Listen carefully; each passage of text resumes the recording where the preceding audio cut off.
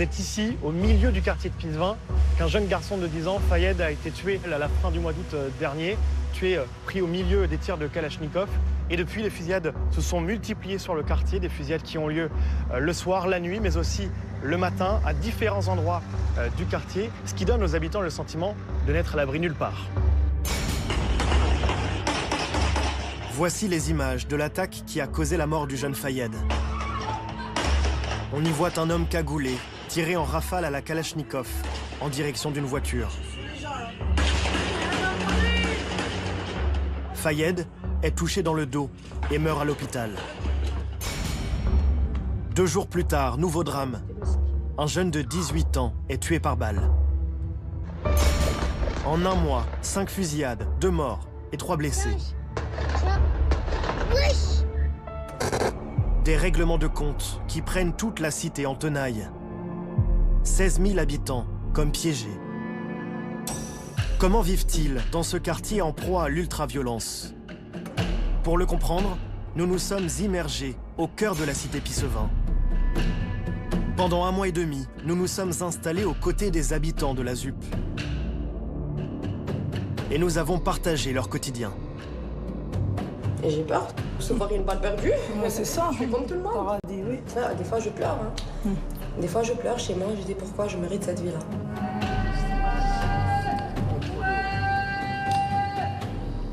Je me laisse pas faire. J'ai pas peur. Je montre pas que j'ai peur d'eux. J'ai jamais montré que j'ai peur. Vous voyez ce que je veux dire? J'ai jamais montré que j'ai peur d'eux. Nous avons rencontré des acteurs de ce trafic meurtrier. Après, quand tu grandis, tôt ou tard, tu sais appuyer sur une gâchette. Hein. Nous avons suivi les policiers de la BAC qui les traquent. Il n'y a pas de zone de non-droit. Hein. Bah, tu vois, celle-là, moi, je l'ai jamais vue, celle-là. Elle était la semaine dernière? Oui. Mais ouverte comme ça? Non. Mais ça, là, c'est bien que ça soit détruit pour vous? Bah oui, bien sûr. On est en train de relancer les chantiers, les soins, la poste, tout l'ensemble des services publics. Et on rencontre des gens merveilleux ici. J'espère que vous avez le temps aussi de rencontrer ces personnes-là. C'est quand même un quartier vivant, un quartier qu'il ne faut pas rayer de la carte. Hein. Il y a des gens qui vivent, il y a des gens qui y travaillent, il y a la vie. En immersion, vous emmène à Pisevin, la cité de la drogue.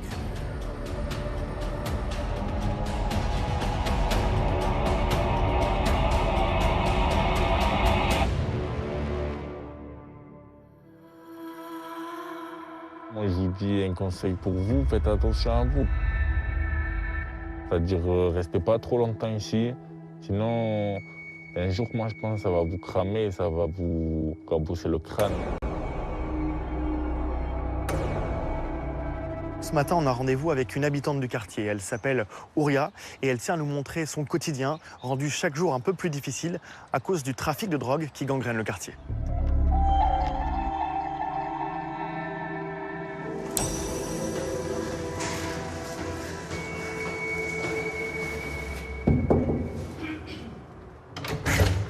Bonjour Ouria. Bonjour Jérémy. Vous allez bien? Oui, ça va et vous? Les enfants dorment encore? Oui, donc toujours. Ok. Ouria, elle, n'a pas beaucoup dormi cette nuit encore. La veille, une fusillade a éclaté juste sous ses fenêtres. Je dormais là dans ma chambre et on dirait dans ma chambre. Les tirs, on dirait dans ma chambre, ça m'a réveillée. J'étais en train de trembler, j'ai dit mon Dieu, qu'est-ce qui se passe? J'ai fait mes directs. C'est-à-dire, j'ai pas enregistré les tirs parce que c'est ça qui m'a réveillée.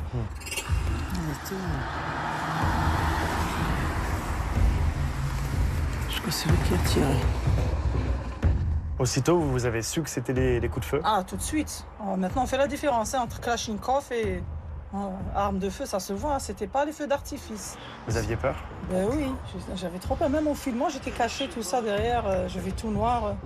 J'avais peur qu'ils me voient ou ils voient un flash ou quelque chose, ils me tirent dessus. Ils ne me laissent pas dormir aussi. Depuis, j'étais réveillée, j'ai la fièvre parce que j'ai pas bien dormi. Hein. J'ai toute la nuit angoissée. Les tirs atteignent une voiture. 4 personnes se trouvent à bord. Sur cette vidéo diffusée sur les réseaux sociaux, Et ouais, ils nous ont touchés, voilà. on distingue plusieurs impacts de balles sur le pare-choc et les rétroviseurs. Mais aucun des passagers n'est blessé. Ça, malheureusement, c'est devenu presque habituel. Ben ça y est, c'est devenu un feuilleton d'horreur. Un feuilleton d'horreur, c'est ça.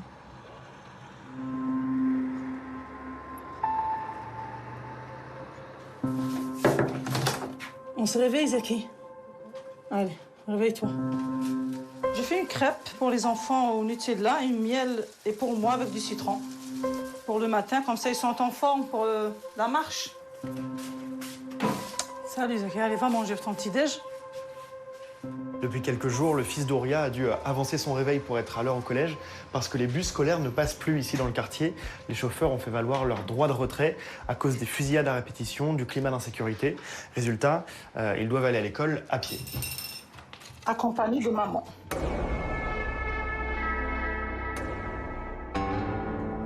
À 12 ans, Zakaria a l'âge où l'on préfère aller seul au collège, sans sa maman. Faute de bus, il doit traverser la cité à pied. Slalomer entre les tours, les routes et les points de deal. On va aller là-bas, c'est le raccourci. Le point de dealer, il est là, mais nous, on va passer par là, c'est mieux. On peut passer par là, mais non. Là, on détourne comme ça pour prendre les marches là-haut. Et on va se trouver de l'autre côté. Selon Ouria, le risque d'une mauvaise rencontre est trop important pour laisser son fils s'aventurer seul dans le quartier. T'aimerais pouvoir aller seul au collège? Moi, j'aime bien y aller tout seul avec mes amis. Est-ce que tu comprends qu'elle tienne à venir avec toi, même le matin? Oui. Qu'est-ce que t'en penses, toi? Je vais me mettre en sécurité, du coup, elle m'accompagne. On va se dépêcher. Je te vois entrer en portail, je m'en vais. Dans ce quartier périphérique de Nîmes, cache ton portable. se côtoient deux mondes que tout oppose. Celui des sorties de classe Zakaria, au revoir. et celui des règlements de compte à la Kalachnikov. Entre les deux, la police essaie tant bien que mal de rassurer par sa présence les parents inquiets. En flashball devant le collège. Par prévention, c'est pas pour eux, c'est pas pour les collégiens, on est bien d'accord. C'est important de montrer aux parents d'élèves aussi que vous êtes là, que... Ils sont contents de nous voir, ouais. Ils sont très contents de nous voir. Et vous, là, vous sécurisez. Ouais, là, on essaie de faire une patrouille, mais c'est pas évident. Tout va bien ce matin? Oui, aujourd'hui ça n'a pas tiré, c'est bien. C'était hier, ça. C'était hier matin. Bon, mais il y a quand même des renforts de la CRS 8, là, depuis quelques jours. Ça change quelque chose pour vous? Vous les avez vus? Ils sont peu visibles. Il n'y en a pas. Ils sont restés 3 jours. Plus personne, là. 3 jours après la mort du jeune garçon, le ministre de l'Intérieur s'est rendu sur place pour annoncer des renforts policiers et la création d'un commissariat à Pisevin d'ici la fin de l'année. Des mesures d'urgence pour tenter de freiner la spirale de la violence dans laquelle s'enfonce la cité. Nous ne sommes pourtant qu'à 10 minutes du centre-ville cossu de Nîmes. Connu pour ses arènes et sa maison carrée tout juste classée au patrimoine mondial de l'UNESCO. Une ville moyenne où il fait bon vivre. Mais la cité gardoise est victime de son emplacement géographique, idéalement placée au carrefour des routes de la drogue. À 2 heures de l'Espagne, d'où remonte le cannabis en provenance du Maroc. À 1h30 des quartiers nord de Marseille, ainsi qu'au départ des Go-Fast qui transportent la marchandise vers la capitale. Près de 700 kilos de résine de cannabis et des dizaines de kilos de cocaïne y transiteraient chaque semaine. Un trafic très lucratif qui sème la mort dans l'un des quartiers les plus pauvres de France.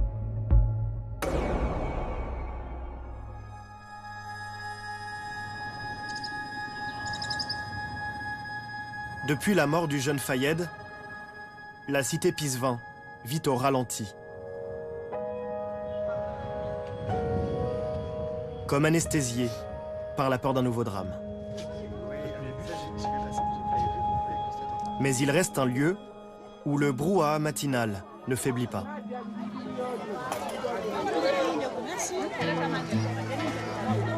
On est au marché de Pisevin. C'est là où tout le monde vient ici pour les gens du quartier pour acheter moins cher.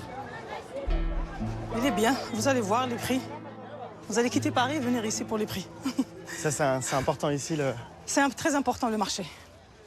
Les gens se côtoient ici, on se dit bonjour, on ne se voit pas toute l'année, mais là, on se voit, on se dit bonjour.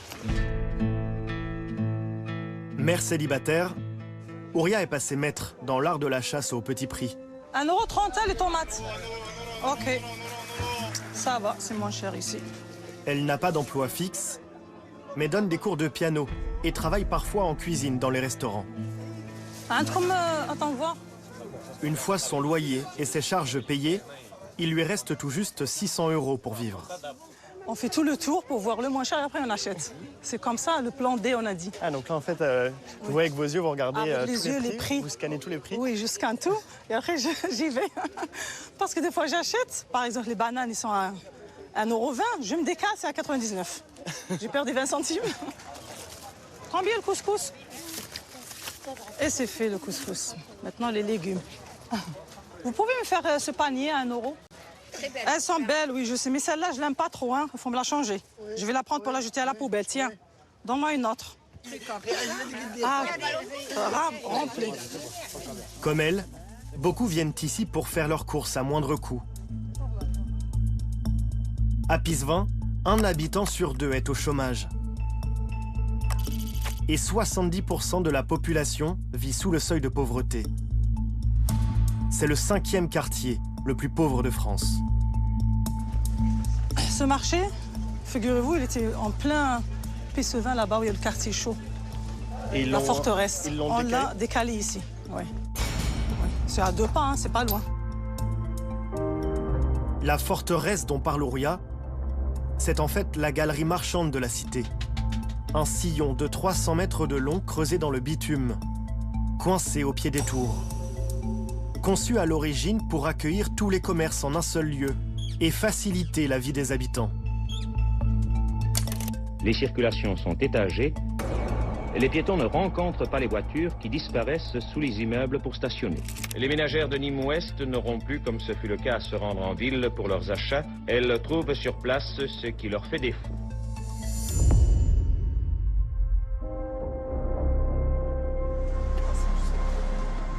Désormais, les rares habitants qui s'y risquent c'est fatigant. La traversent sans s'attarder. C'est un salon de coiffure? C'était un salon de coiffure, oui. C'était réputé quand même, c'était bien. Mais là, quasiment tous les commerces ont leur rideau baissé. Ah oui. Là, c'est le légumier. Même moi, je ne viens plus ici acheter, à part le boucher. C'est vrai, ils ont tous fermé. Hein. Une allée fantôme, comme laissée à l'abandon.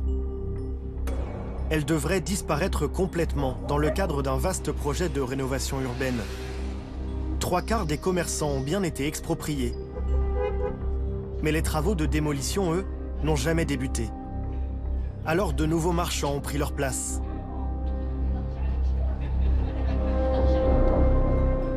Sur les rideaux baissés, de grandes flèches tracées à la peinture rouge indiquent le point de deal. Une simple table en plastique. On y voit des boîtes de conditionnement pour le cannabis et des piles qui servent à alimenter les talkie-walkie utilisés pour signaler l'arrivée de la police. Ce jour-là, pas de dealer en vue, ni de consommateurs. Sous ce porche, un jeune du quartier nous explique qu'ils sont nettement moins visibles depuis l'arrivée des renforts policiers. Le réseau il est fermé là. Ah ouais? Il est fermé. Il peut pas ouvrir. Parce que les CRS ils sont toujours là. C'est pas parce qu'ils sont pas là qu'ils sont pas là. Ils sont là. Mais l'échange tourne court. Notre caméra n'est pas la bienvenue ici. En fait, c'est qu'il faut pas filmer ici. Pourquoi? Non, mais on vient discuter. Allez. Allez, bonne journée. Allez, salut.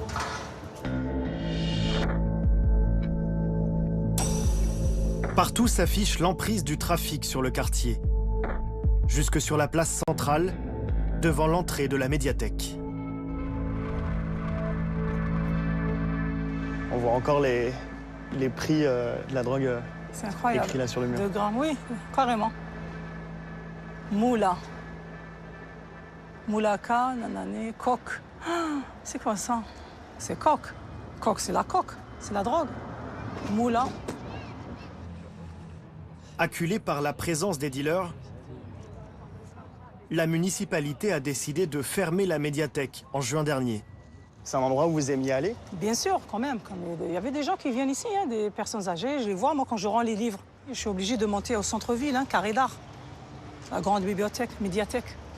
Qu'est-ce que vous en pensez, vous, du fait que le maire ait décidé de fermer la médiathèque pour des raisons de sécurité? Moi, je crois qu'il faut régler la source du problème. C'est pas fermer. Si on ferme là, on va fermer l'école. Vas-y, on va fermer l'hôpital. On va fermer les commerces. Et alors? Ça veut dire quoi? Ils ont gagné? C'est eux qui ont gagné? C'est leur territoire. Ben non, c'est-à-dire on les a donné encore plus de liberté.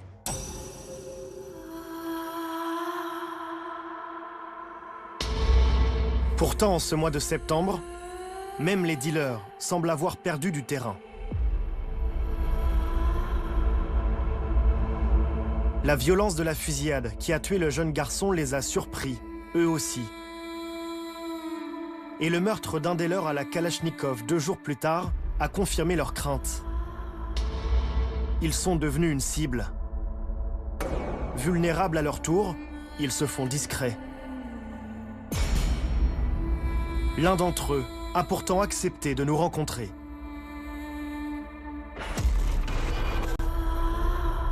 Et la mort, tôt ou tard, on va la goûter, c'est simple.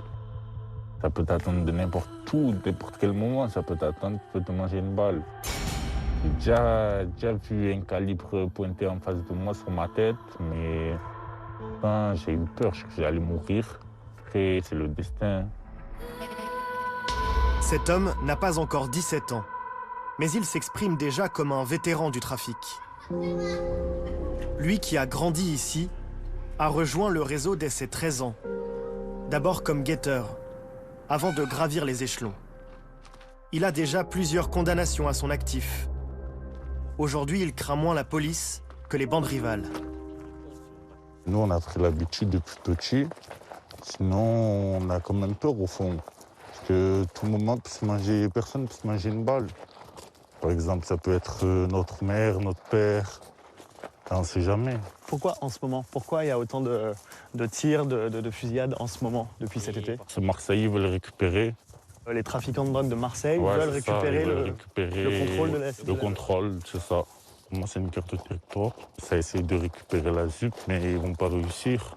Sauf que ce ne sont pas seulement des membres du réseau, puisque c'est comme ça qu'on appelle le trafic de drogue ici, qui sont visés, mais c'est aussi des gens lambda. On l'a vu avec le petit garçon de 10 ans, Fayed. Comment vous réagissez, vous, à ça? Eh ben, ça nous fait de la peine. Un petit frère perdu. Et on essaiera de le venger. Comment? Ben, ça dépend à voir avec la suite qui arrive. Dans cette guerre de la drogue, lui-même aurait pu devenir tueur à gages. Ben après, quand tu grandis, tôt ou tard, tu sais appuyer sur une gâchette. On avait demandé de tirer pour 5 000 € et j'avais refusé. Pour 5 000 €? Ouais. Tirer un mec pour 5 000 €, ça me posait en voiture et je l'avais pas fait.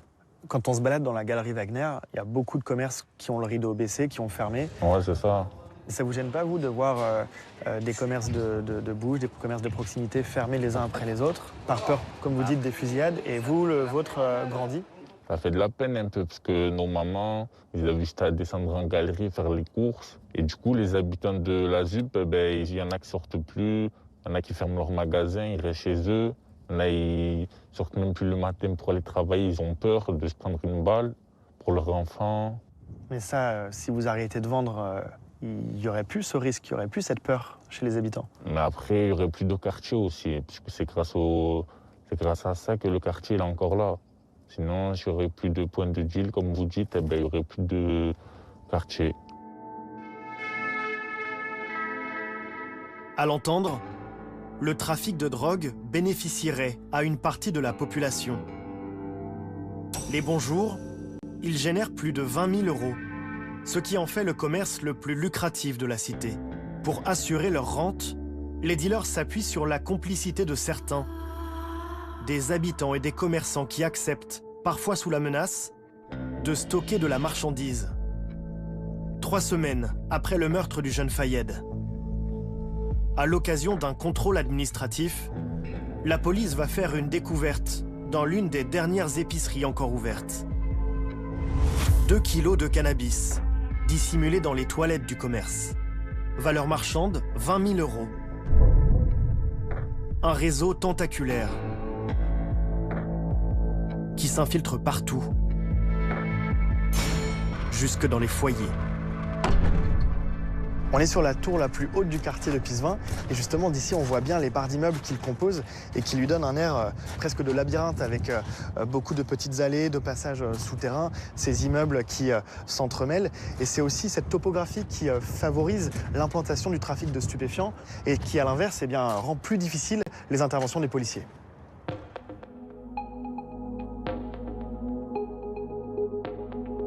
Nous allons en faire l'expérience en accompagnant le chef de la BAC, la brigade anticriminalité. Ça va et toi? À Pisevin, tout le monde l'appelle Marco. Cela fait 20 ans qu'il arpente les dédales de ce labyrinthe géant. Eux, ils sont nés ici, hein, donc ils connaissent le quartier par cœur. Nous, on n'est pas nés ici, mais on le connaît aussi à force d'y être. Hein. On les connaît, ils nous connaissent. Il y a une guetteur sur sa chaise sur la passerelle.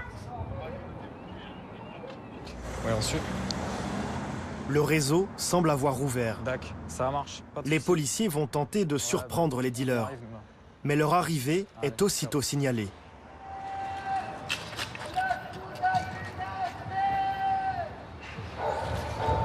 De l'autre côté,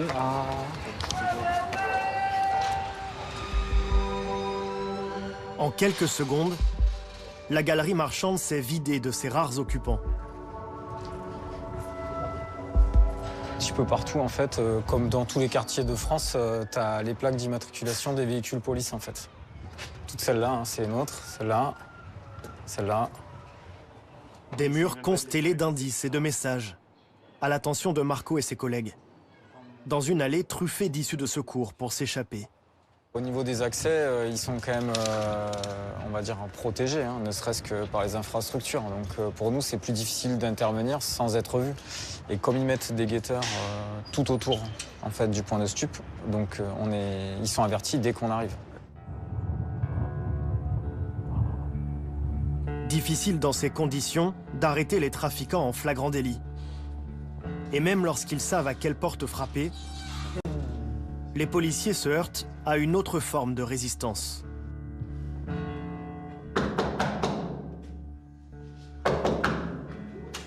C'est la police, madame. Pareil, dis donc. Ah ouais. Madame, ouvrez, c'est la police.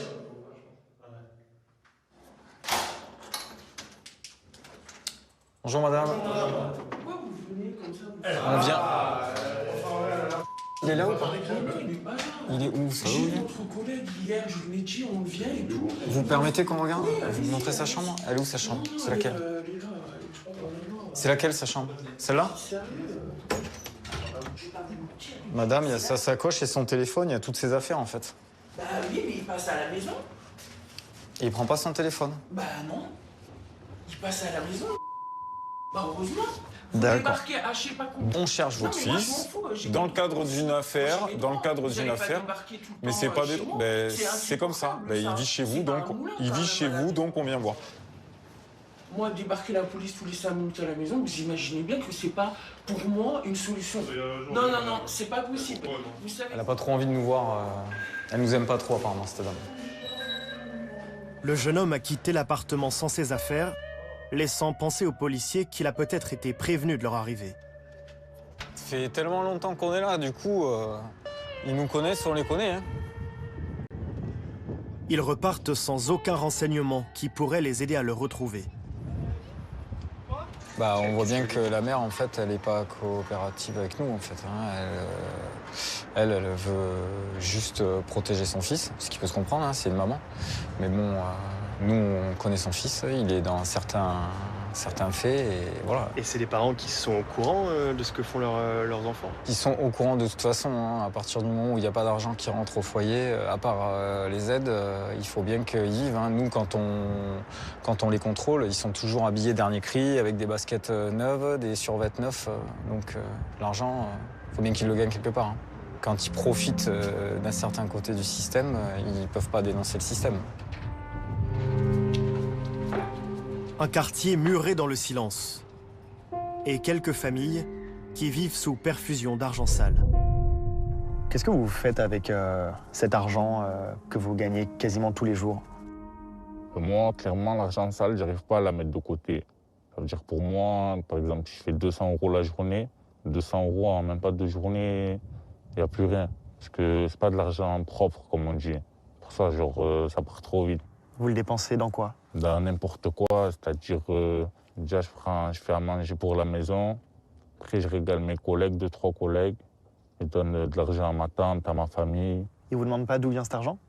Si, ils me demandent, mais ils le savent que j'ai fait ça depuis petit. Du coup, ils le savent que j'ai jobé, et voilà. Qu'est-ce qu'ils vous disent par rapport à ça? J'imagine qu'ils préféreraient que vous alliez à l'école. Ouais, c'est ça, parce que ça fait peur. Pour eux, ils ont peur. Parce qu'on s'attendrait à n'importe quoi au jour d'aujourd'hui. Mais ils acceptent quand même l'argent que vous leur donnez? Ben après, je vous mens pas, il n'y a pas le choix pour remplir le frigo. Sinon, on ne peut pas manger. Voilà, c'est l'argent le plus facile à faire. Plus que de l'argent facile, le deal apporte à ces adolescents le sentiment d'appartenance à un clan, avec ses codes, à commencer par le goût de la provocation des forces de l'ordre, qu'ils n'hésitent pas à mettre en scène sur les réseaux sociaux.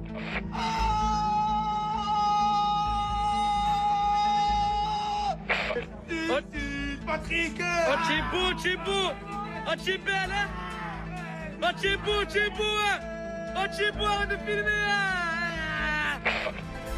Tout comme leurs affrontements avec les bandes rivales.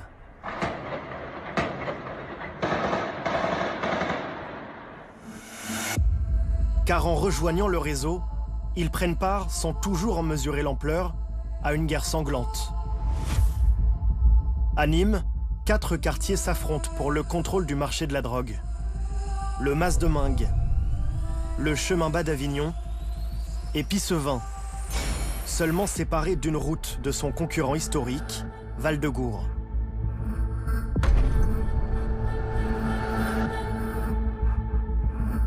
Il y a toujours eu un petit conflit entre les quartiers, mais à une période, ils s'entendaient, ça allait mieux. Et puis là, je pense que le réseau, ça draine beaucoup d'argent. Hein. Donc, ça crée des convoitises. Le démantèlement d'une filière l'année dernière aurait déséquilibré le rapport de force entre Pissevin et Val-de-Gour. Pissevin essaye de prendre la ZUP Nord et la ZUP Nord, ils se défendent et montrent qu'ils peuvent eux aussi essayer de prendre la ZUP Sud. Mais c'est pas aussi simple. Hein. Il n'y a pas que les deux ZUP en fait qui sont les acteurs de ce conflit. Est-ce que c'est un lien avec l'arrivée de Marseillais? Il est possible qu'ils soient associés à des Marseillais ou que les Marseillais essayent de mettre la main sur les réseaux nîmois. Ça, c'est possible aussi. Pour éviter de nouveaux drames, les policiers inspectent sans relâche les souterrains du quartier. Leur objectif n'est plus seulement d'y trouver de la drogue, mais aussi des armes. On regarde toujours s'ils déposent des choses dans les caves ou si des traces de présence. On regarde partout en fait. Hein. C'est pas. Donc on voit que ça traîne. Hein. Tu vois celle-là, moi je l'ai jamais vue celle-là. Si. Elle était la semaine dernière. Ah, oui. Mais ouverte comme ça? Non, justement. Ah voilà. Fermée. Là elle est cassée et tout. Celle-là pareil. Mais celle-là, moi je l'avais pas vue la semaine dernière. Parfois dans les sous-sols, ils utilisent des garages qui sont ouverts ou désaffectés et ils peuvent cacher du stup ou des armes. Hein. Comme la dernière fois, il y a eu des armes qui ont été découvertes dans un box. Ce jour-là, les policiers de la BAC ont découvert 4 kalachnikovs, des munitions et une quantité importante de résine de cannabis dans un box de garage souterrain. Pour empêcher de telles pertes, les trafiquants ont mis en place un système de filtrage pour toute personne étrangère au quartier qui leur paraît suspecte. Les gens qui travaillent sur ce secteur, ils sont contrôlés par les personnes qui travaillent dans le réseau. En fait, ils veulent savoir à qui ils ont affaire. Si ce sont des policiers en civil qui enquêtent, ils veulent savoir qui rentre dans le quartier pour justement éviter qu'il y ait une vue sur le réseau et sur leur travail. Un homme en a récemment fait la douloureuse expérience. Il vit pourtant à 500 km de Nîmes, en Suisse. Nous le rencontrons sur les rives du lac de Neuchâtel. Bonjour monsieur. Bonjour. Vous allez bien? Ça va et vous? Très bien, merci. José est pasteur. En mai dernier, il se rend à Nîmes à l'occasion d'un séminaire évangélique. Lorsqu'il s'arrête à Pissevin pour demander son chemin, il est à 1000 lieues d'imaginer ce qui va lui arriver. Le quartier ne m'a pas l'air autrement spécial, dangereux, particulier. En tout cas, on n'est pas habitué en Suisse à ce qu'un quartier soit moins normal, on va dire, qu'un autre. Et puis, j'arrête ma voiture et je descends un chemin. Puis je commence à poser la question à plusieurs personnes en disant est-ce que vous savez comment vous rendre à l'endroit où se trouvait mon Airbnb que j'avais loué?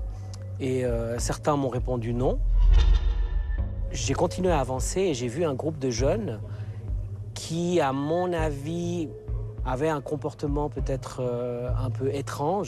Je ne sais pas s'il y avait du trafic, s'il y avait quelque chose qui se passait. Et à un moment donné, une de ces personnes est sortie et elle a commencé à crier « police, police » plusieurs fois. Et au même temps que lui, sont sortis peut-être 3-4 personnes du même endroit. Ils pensent que je suis un policier en civil. Ils se sont mis à courir dans ma direction. J'ai pris mes jambes à mon cou, en fait. Je me suis retourné et j'ai commencé à courir en direction de ma voiture. Et puis je suis tombé à terre. Et à ce moment-là, mon souvenir, c'est que minimum 3 à 5 personnes ont commencé à me donner des coups. Moi, je me suis protégé. Et ensuite, c'est le blackout. J'ai plus de souvenirs exacts. Je ne sais pas combien de temps ça a duré, mais je baignais dans mon sang, en fait. Et puis, je me suis rendu compte que quelque chose de grave venait de se passer. J'étais totalement déstabilisé. Il se réveille avec le visage tuméfié, de multiples fractures et des points de suture au crâne. 6 mois après, il ne peut toujours pas reprendre le travail. Son agression a beau avoir eu lieu en plein jour, sur la place centrale du quartier, aucun témoignage n'a permis d'identifier les auteurs. La loi du silence demeure. Cette même place que d'autres ont pourtant connue sous un jour bien différent.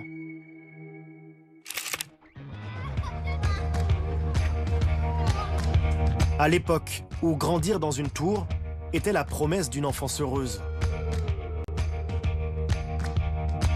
Tous les gamins, on était tous dehors avec nos jouets, nos vélos, les patins à roulettes, et j'en passe et des meilleurs. C'était une explosion de jeux et de convivialité.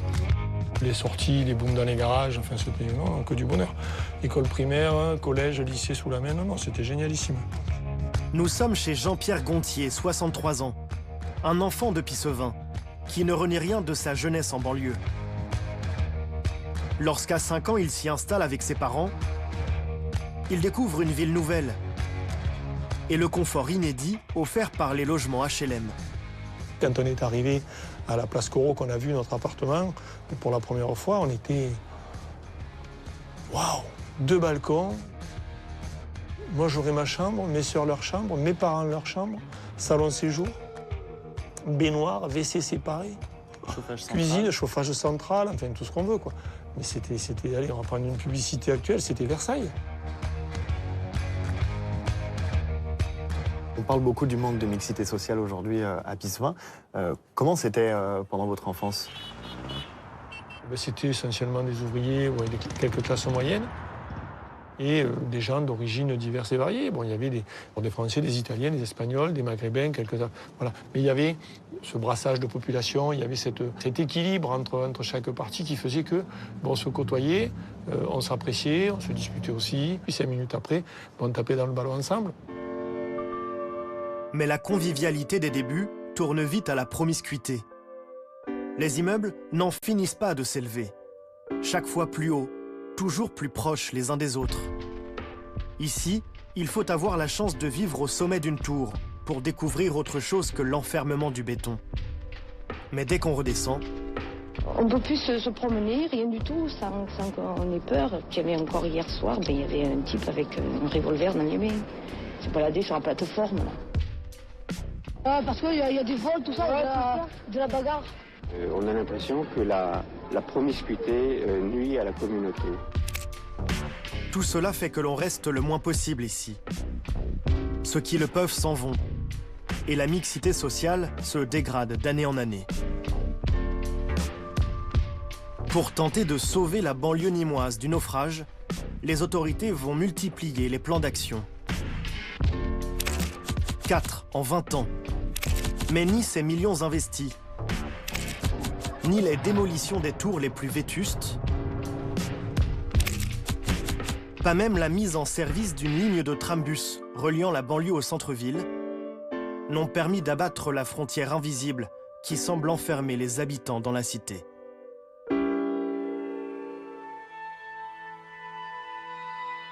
Mais nous allons découvrir qu'il est tout aussi difficile de s'installer à Pissevin. Là, on est sur un site de location longue durée. Et on voit tout de suite que l'essentiel de l'offre de location se concentre sur le centre-ville de Nîmes, qu'on voit bien là avec tous ces points rouges. Et lorsqu'on zoome sur le quartier de Pissevin, eh bien là, il n'y a quasiment plus aucune annonce de location.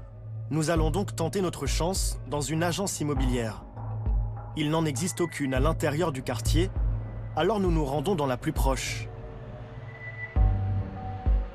Bonjour. Je venais voir pour une location sur Nîmes. Vous recherchez quoi? En fait, je... pas grand-chose en ce moment. Alors, j'ai un peu regardé, je voulais savoir si vous auriez quelque chose, non pas dans le centre-ville, mais plutôt sur Nîmes-Ouest, à Pissevin. Pissevin, non, on n'a pas, on va pas dans ce secteur-là. Parce qu'en fait, je suis allé... Quand vous entendez Pissevin, c'est la ZUP? Ouais, la ZUP. Ouais, on n'y va pas. Par rapport à l'insécurité? Par rapport à la sécurité, je ne vais pas dans ce quartier.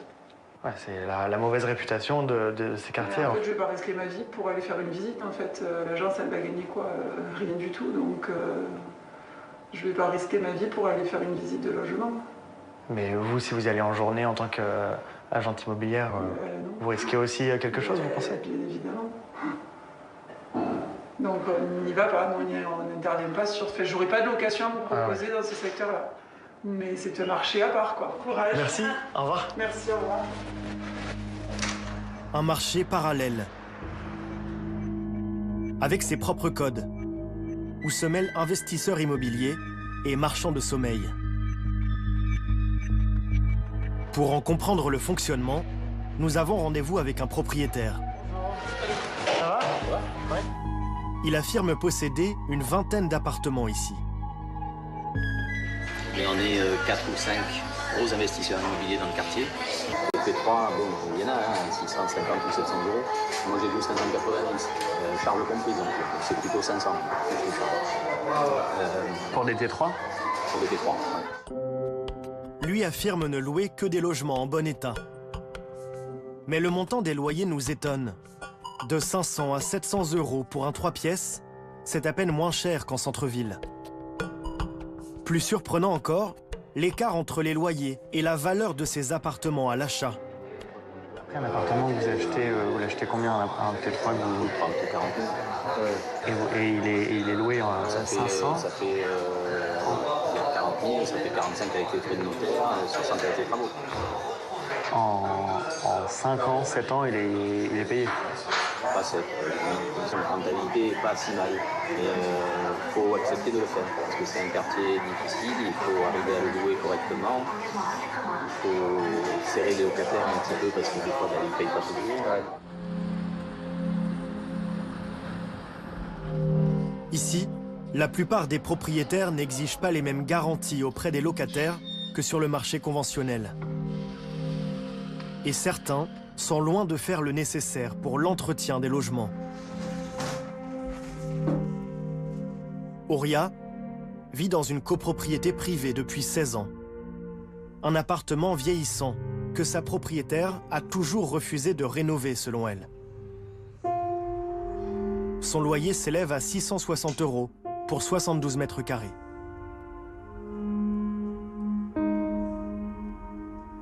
J'ai pas de la chance d'avoir une chambre pour moi, intime. J'ai une chambre avec mon fils, je partage la chambre. Parce qu'il y a deux. C'est ça les fenêtres qui se ferment pas parce que c'est très vieux et la propriétaire ne veut pas faire des travaux. L'hiver, ça va rentrer. La peinture, je viens de la faire. Hein. Chaque fois que je fais la peinture, comme il y a de l'humidité, ça... J'avais demandé qu'elle me fasse un peu de carrelage, que c'était enlevé, il y avait du noir, une moisissure. Ah ben, j'étais obligée de faire avec mes propres frais. J'ai fait ça qui coûtait quand même cher, 250, pour qu'ils ne tendent pas l'eau par... Normalement, c'est à la propriétaire de faire ça. La loi impose en effet aux propriétaires de résoudre les problèmes d'humidité. La dame qui était avant moi, elle était petite, je vais vous dire. Moi, je suis grande. Pour faire la vaisselle, je suis capable de faire ça. Et à cause d'elle, j'ai mal au... Je lui dis, madame, j'ai mal au...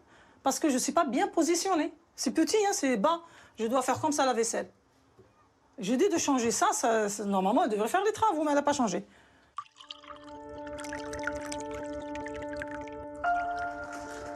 Ouria rêve de partir. Elle ne supporte plus le danger qui rôde en bas de chez elle. Ça commence.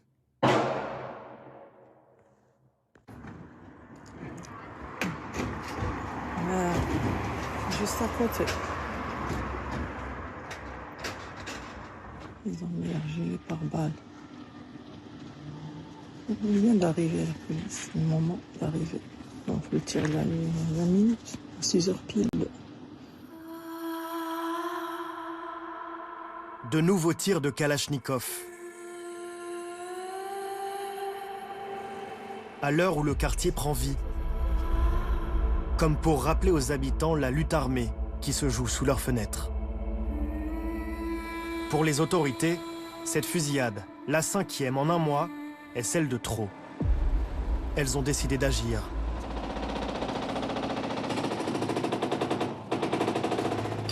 Ce qui est en train d'être détruit ici, c'est un bâtiment qui sert de point de deal aux trafiquants depuis plusieurs mois déjà. On est juste devant la médiathèque Marc Bernard, celle qui a été fermée justement depuis plusieurs mois à cause du trafic de stupéfiants. Et ce bâtiment, à l'origine, c'est une cage d'escalier et d'ascenseur qui dessert le parking souterrain. Ça ne fonctionne plus depuis longtemps déjà. Et donc, c'était devenu un point de deal. Et pour la mairie et pour la préfecture, il y a urgence à montrer aux dealers qui ne sont pas ici chez eux, même si pour les habitants qu'on rencontre depuis ce matin, c'est pas ça qui va changer profondément les choses. Et ça, là, c'est bien que ça soit détruit pour vous? Ben oui, bien sûr. Casser tout. Il faudrait qu'ils cassent tout? Ah oui. Pourquoi? Non, ça devient trop drogué. C'est un coin que pour la drogue et la merde. Une fois, j'ai failli me faire taper là avec 4 connards. On voit que le quartier va changer. C'est un peu comme avant, comme vous avez vu, ça fait plusieurs années qu'ils disaient ça va changer, il n'y a rien eu. Donc là, voir que les actions, il y a des actions, ça nous met en joie en fait. On va se sentir en sécurité, etc. Car cette démolition n'est qu'une étape d'un grand projet de rénovation censé remodeler en profondeur le visage du quartier. Un énième plan à 200 millions d'euros décidé par les pouvoirs publics pour aérer les espaces, faire revenir les commerces et retrouver la mixité sociale des débuts. Mais les promesses tardent à voir le jour. Ce matin-là, nous apercevons justement la sous-préfète déléguée à la ville venue inspecter la reprise des travaux. C'est la preuve qu'on n'abandonne pas le quartier et on ne l'a jamais abandonné. Juste, les chantiers ont été arrêtés pour des raisons de sécurité. On travaille, la préfecture, la police nationale et les autres partenaires, au relancement de ces travaux. Une date a été arrêtée, c'est en cours. C'était la même problématique. C'est quand cette date? C'est une date qui est en cours de définition. C'est la même problématique sur la cage d'ascenseur qui est en cours de destruction, qui était prévue. Tout ceci est dans le plan. Simplement, on a donné le petit coup de pouce pour que les travaux puissent redémarrer le plus vite possible. Et je formule le souhait que la prochaine étape, ce soit le retour des bus sur le quartier. Et les chauffeurs de bus ont fini par revenir à Pissevin, convaincus par le renforcement de la présence policière. Des patrouilles quotidiennes qui ont fait taire les Kalachnikov et qui rassurent les habitants, comme ce jour-là où nous retrouvons Ouria devant une importante opération antidrogue. 1, 2, 3, 4, 5, 6. À l'intérieur aussi 7, 8. Nous, ce qu'on voulait, c'est ça. Faire un peu de poids et attraper ces dealers quand même. Tant mieux, c'est bien. Ça nous rassure. Quand même, la police, ça nous rassure. Hein. Ça... Depuis la fin de notre immersion, aucune fusillade n'a éclaté à Pissevin. Plusieurs personnes qui seraient impliquées dans les meurtres du petit Fayed et du jeune de 18 ans ont été arrêtées. Les renforts de police, eux, ne sont prévus que jusqu'à la fin de l'année. Et le trafic de drogue, qui ne s'est jamais arrêté, continue d'attirer de nouveaux jeunes sans repère dans ces filets meurtriers.